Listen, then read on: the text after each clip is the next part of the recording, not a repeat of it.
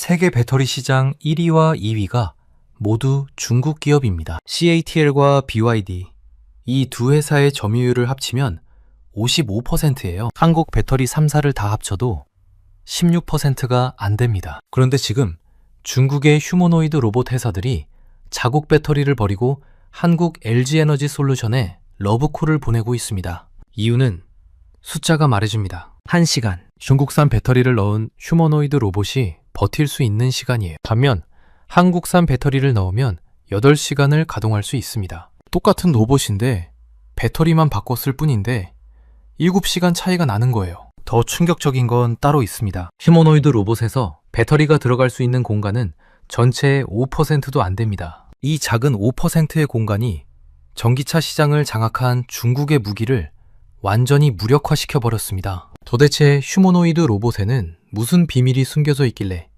배터리 강국 중국이 한국에 손을 내밀고 있는 걸까요?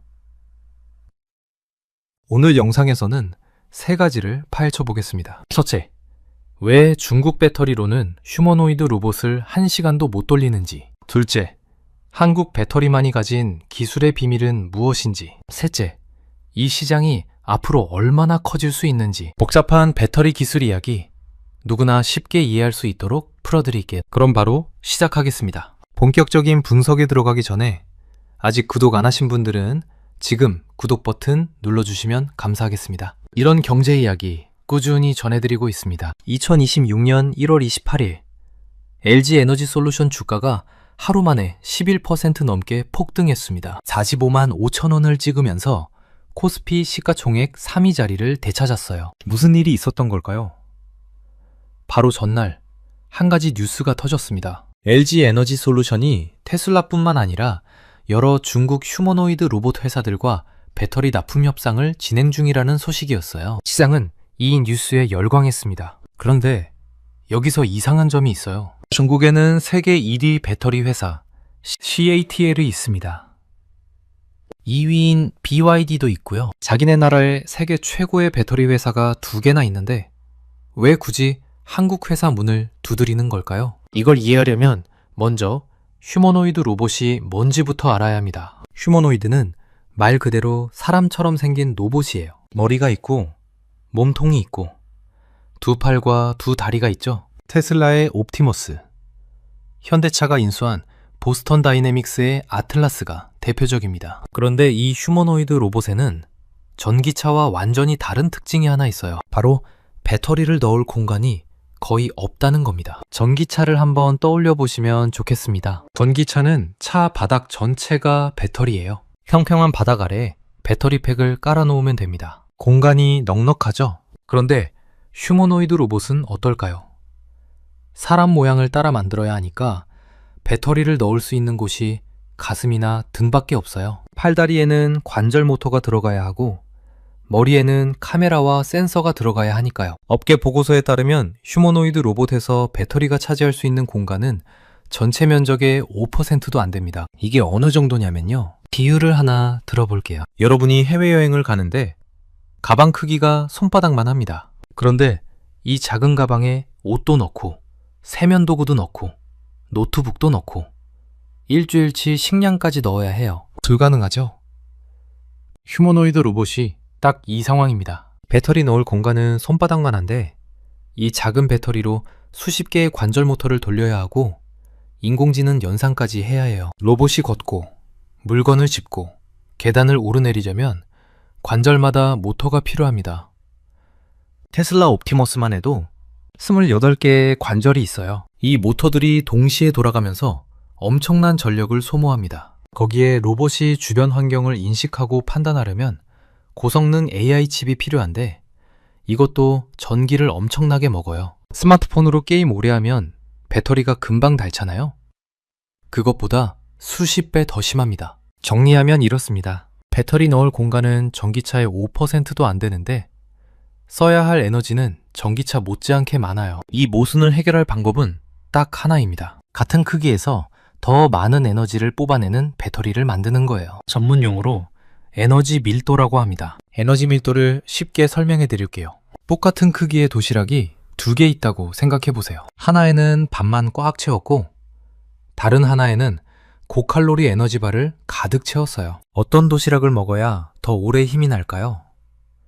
당연히 에너지바 도시락이죠. 배터리도 똑같습니다. 같은 크기라도 안에 뭘 넣느냐에 따라 뽑아낼 수 있는 에너지가 달라져요. 여기서 중국 배터리와 한국 배터리의 결정적인 차이가 나타납니다. 중국이 잘 만드는 배터리는 LFP 배터리입니다. 리튬인산철 배터리라고도 하는데요. 이 배터리의 에너지 밀도는 킬로그램당 150에서 205와트시 정도예요. 반면 한국이 잘 만드는 배터리는 NCM 배터리입니다. 니켈, 코발트, 망간을 섞어서 만드는 3원계 배터리인데요. 에너지 밀도가 킬로그램당 300에서 350와트시가 넘습니다. 숫자만 보면 감이 잘 안 오실 수 있어요. 다시 도시락 비유로 돌아가 볼게요. 중국 LFP 배터리는 밥 도시락입니다. 량은 많은데 칼로리가 낮아요. 금방 배가 꺼지죠. 한국 NCM 배터리는 고농축 에너지바 도시락입니다. 크기는 작은데 칼로리가 높아요. 하나만 먹어도 하루 종일 힘이 나죠. 이 차이가 휴머노이드 로봇에서는 치명적인 결과를 만들어냅니다. 중국 LFP 배터리를 휴머노이드에 넣으면 어떻게 될까요? 에너지 밀도가 낮으니까 같은 공간에 적은 에너지밖에 못 넣어요. 결과적으로 로봇이 1시간도 못 버티고 멈춰버립니다. 한국 NCM 배터리를 넣으면요, 같은 공간에 훨씬 많은 에너지를 넣을 수 있어요. 그래서 6시간에서 8시간까지 가동할 수 있습니다. 1시간 대 8시간. 이게 왜 중요할까요?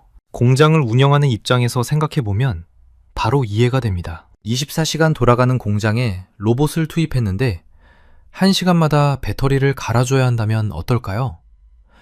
로봇이 일하는 시간보다 배터리 교체하는 시간이 더 길어질 수도 있어요. 게다가 교체용 배터리도 수십 개씩 쌓아놔야 합니다. 비용이 기하급수적으로 늘어나죠. 반면 8시간을 버티는 배터리라면요, 하루 3교대만 하면 24시간 무인 공장을 돌릴 수 있어요. 이른바 다크 팩토리가 가능해지는 거죠. 불 꺼진 공장에서 로봇들이 밤새 일하는 모습 상상이 되시나요?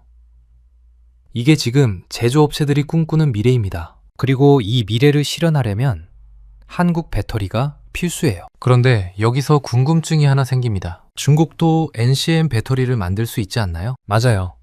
CATL이나 BYD도 NCM 배터리를 만들 수 있습니다. 하지만 문제는 수준이에요. 배터리 성능을 결정짓는 핵심 요소 중 하나가 니켈 함량입니다. 니켈을 많이 넣을수록 에너지 밀도가 높아져요. 그런데 니켈을 많이 넣으면 배터리가 불안정해집니다. 폭발 위험이 커지는 거죠. 그래서 배터리 업계에서는 니켈 함량에 따라 등급을 나눠요. 니켈이 50에서 70%면 미드 니켈이라고 합니다. 중간 수준이에요. 니켈이 80% 이상이면 하이 니켈이라고 하고요. 니켈이 95% 이상이면 울트라 하이 니켈이라고 부릅니다. 최상급이죠. 중국 CATL과 BYD는 어디에 있을까요? 미드 니켈 수준에 머물러 있습니다. 니켈 비중이 50에서 70% 정도예요. 왜 그럴까요? 그동안 LFP 배터리에 올인했기 때문입니다. 중국은 전기차 시장에서 LFP 배터리로 승부를 걸었어요. 성능은 좀 떨어져도 가격이 싸니까 시장을 장악할 수 있었죠. 실제로 전기차 시장에서는 이 전략이 대성공을 거뒀습니다. 그런데 그 사이 3원계 기술 개발에는 상대적으로 소홀했어요. 특히 안정성 확보가 어려운 하이니켈, 울트라 하이니켈 분야에서는 기술 격차가 벌어졌습니다. 한국 배터리 회사들은 정반대 전략을 썼어요. 가격 경쟁에서는 중국을 이길 수 없다는 걸 알았습니다. 그래서 기술로 승부하기로 했죠. 더 높은 성능, 더 높은 에너지 밀도를 향해 달렸어요. LG 에너지 솔루션과 삼성 SDI는 니켈 함량 95% 이상의 울트라 하이니켈 배터리를 양산하는 기술을 확보했습니다. 세계에서 이걸 할 수 있는 회사는 손에 꼽아요. 여기에 또 하나의 무기가 있습니다. 바로 4680 배터리예요. 4680이라는 숫자가 뭘 뜻하는지 아시나요? 배터리의 크기를 나타내는 거예요. 지름이 46mm, 높이가 80mm인 원통형 배터리입니다. 기존에 많이 쓰던 2170 배터리보다 훨씬 커요. 그런데 단순히 크기만 커진 게 아닙니다. 에너지 효율이 20에서 30%나 높아졌어요. 비율을 들어볼게요. 물통을 상상해 보세요. 기존 2170 배터리가 500ml 물통이라면 4680 배터리는 2리터 물통 같은 거예요. 그런데 무게는 4배가 아니라 3배밖에 안 늘어요. 효율이 좋아진 거죠. 게다가 원통형이라 충격에 강합니다. 로봇이 뛰고 넘어지고 물건을 들어 올리면 배터리에도 충격이 가잖아요. 원통형 구조가 이런 충격을 잘 버텨냅니다. LG 에너지 솔루션은 2024년 말 오창 공장에서 4680 배터리 양산을 시작했습니다. 연간 8기가와트시 규모예요. 그리고 미국 애리조나에 4조 2천억 원을 투자해서 36기가와트시 규모의 공장을 짓고 있어요. 2026년 가동을 목표로 하고 있습니다. 삼성 SDI도 4680 배터리 개발을 완료하고 양산 준비 중입니다. SK온 역시 휴머노이드형 배터리 개발에 뛰어들었어요. 정리해보면 이렇습니다. 휴머노이드 로봇에 적합한 배터리의 조건은 2가지예요. 첫째, 울트라 하이니켈 기술로 에너지 밀도를 극대화할 것. 둘째, 4680 같은 고효율 폼팩터로 공간 효율을 높일 것. 이 2가지를 동시에 양산할 수 있는 회사는 전 세계에 LG 에너지 솔루션과 삼성 SDI 정도밖에 없습니다. 중국 회사들은 연구는 하고 있지만 양산 기술은 아직 멀었어요. 그래서 지금 벌어지고 있는 일이 뭐냐면요. 배터리 세계 1위 국가인 중국의 로봇 회사들이 자국 배터리를 포기하고 한국 회사를 찾아오는 거예요. 아이러니하죠. 전기차에서는 중국이 우리를 압도하는데 로봇에서는 정반대 현상이 벌어지고 있습니다. 이게 바로 기술의 힘입니다. 값싼 제품으로 시장을 장악할 수 있는 영역이 있고 기술력만이 승부를 가르는 영역이 있어요. 휴머노이드 로봇 배터리는 후자에 해당합니다. 그렇다면 이 시장은 앞으로 얼마나 커질까요? 글로벌 투자은행들의 전망을 보면 입이 떡 벌어집니다. 골드만삭스는 2035년 휴머노이드 로봇 시장 규모를 380억 달러, 우리 돈으로 약 55조 원으로 예측했어요. 모건 스탠리는 더 파격적입니다. 2050년까지 시장 규모가 5조 달러, 약 7천조 원에 이를 것으로 내다봤어요. 이 중에서 배터리가 차지하는 비중은 전체의 10에서 20% 수준입니다. 금액으로 환산하면 최대 100조 원 규모의 배터리 시장이 새로 열리는 거예요. 100조 원이 어느 정도인지 감이 안 오시죠? 현재 한국 배터리 3사의 연간 매출을 다 합쳐도 60조 원 정도예요. 그보다 더 큰 시장이 새로 생기는 겁니다. 왜 이렇게 시장이 커질 수 있는 걸까요? 휴머노이드 로봇이 해결하려는 문제가 있어요. 바로 노동력 부족입니다. 전 세계적으로 고령화가 진행되고 있습니다. 일할 사람이 줄어들고 있어요. 특히 3D 업종. 위험하고 힘들고 더러운 일을 하려는 사람은 점점 찾기 어려워지고 있죠. 휴머노이드 로봇은 이 문제를 해결할 수 있어요. 사람 대신 24시간 일하고 위험한 작업도 할 수 있으니까요. 테슬라의 일론 머스크는 장기적으로 휴머노이드 로봇 수요가 100억에서 200억대에 이를 것이라고 예측했습니다. 100억대가 어느 정도인지 상상이 되시나요?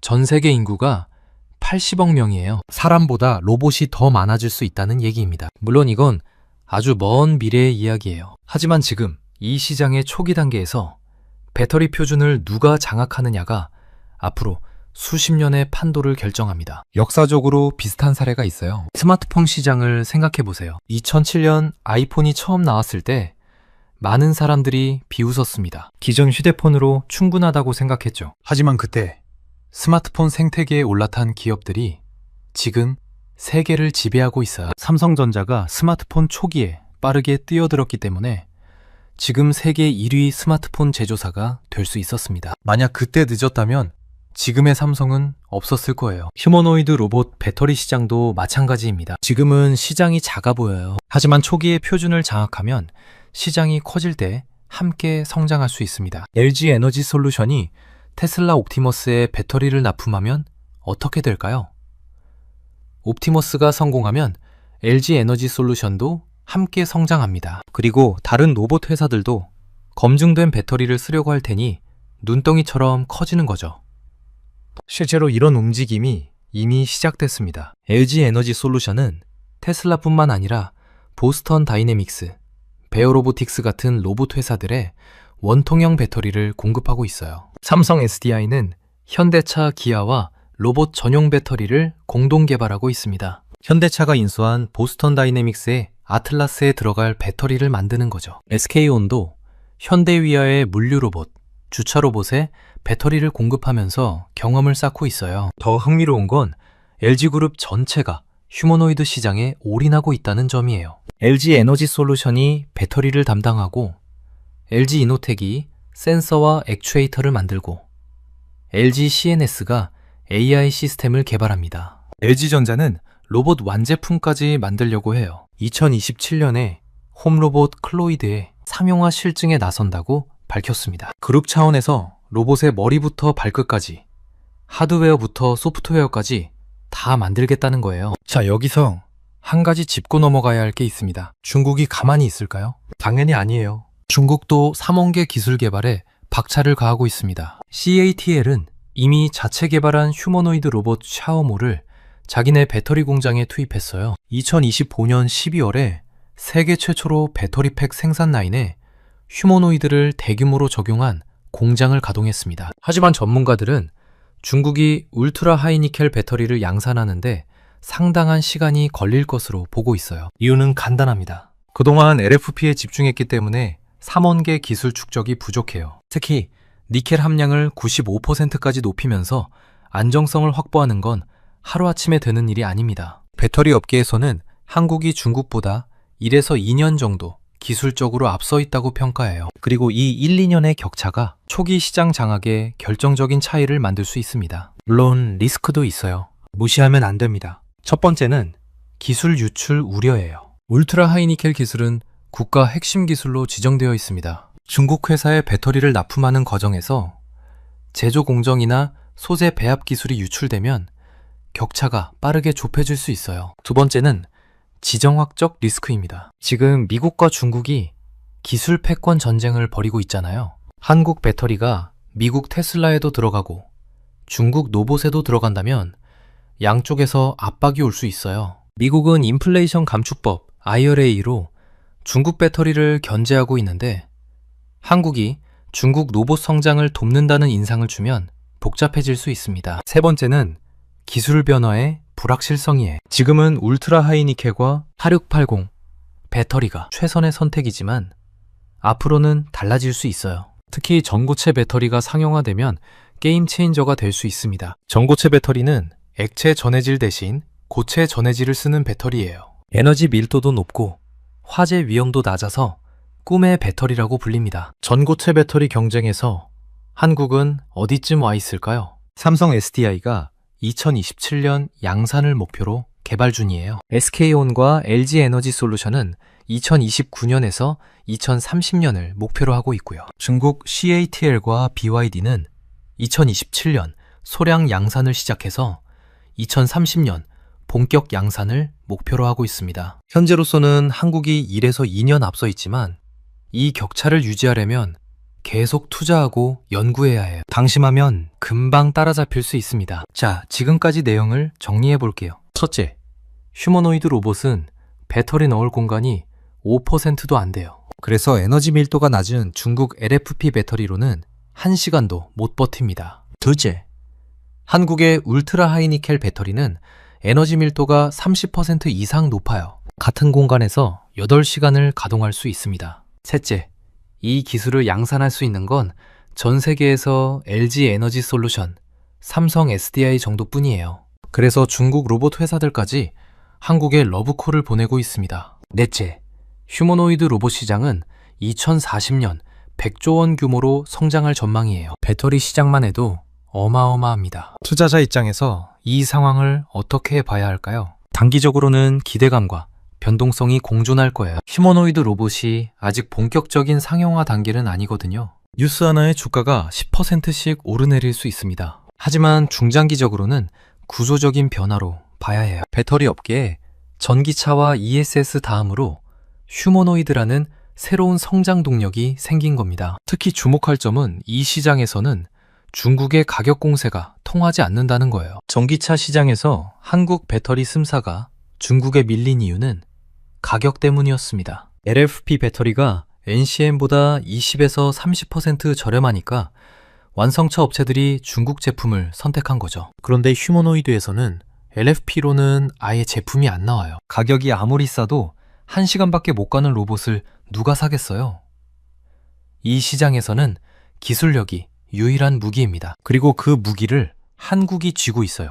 그렇다면 관련 주식에 투자할 때 뭘 봐야 할까요? 우선 LG 에너지 솔루션, 삼성 SDI, SK온 같은 배터리 셀 업체가 있고요. 이들에게 소재를 납품하는 양극재 업체들도 있어요. LNF, 에코프로비엠 같은 회사들이 울트라 하이니켈 양극재를 양산하고 있습니다. 전해액 업체인 엔캠, 솔브레인도 주목할 만해요. 높은 니켈 비중에서도 안정성을 유지하는 고출력 전해액 기술을 개발했거든요. 분리막 업체인 WCP, 도레이 첨단 소재도 관련주로 꼽힙니다. 다만 투자에 정답은 없다는 점 잊지 마셔야 해요. 기대감이 주가에 이미 반영됐을 수도 있고 예상과 다르게 기술이 발전할 수도 있습니다. 중요한 건 휴머노이드 로봇 배터리 시장이라는 새로운 판이 열리고 있다는 사실이에요.